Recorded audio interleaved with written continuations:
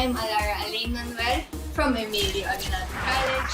I am an outside hitter for the Lakers Generals and I have been with the team for 2 years. Special talent ko, siguro, ito pong kaya ko pagalawin. Ito po.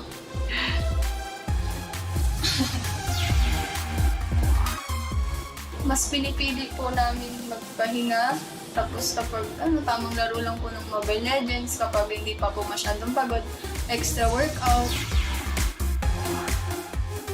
Determined, focus, and hardworking. Siyempre, kailangan natin sa buhay yun, hindi tayo pwedeng tatamad-tamad.